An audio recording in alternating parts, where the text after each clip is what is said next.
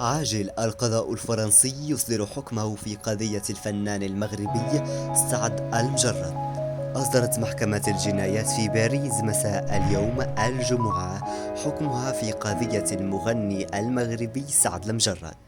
ووفق مصادر إعلامية فرنسية فإن المحكمة أدانت للمعلم ب6 سنوات سجنا عقب دعوى رفعتها ضده شابة فرنسية تسمى لورا بريول، وهو ما يعني اعتقال المجرد فورا وإيداعه إلى السجن.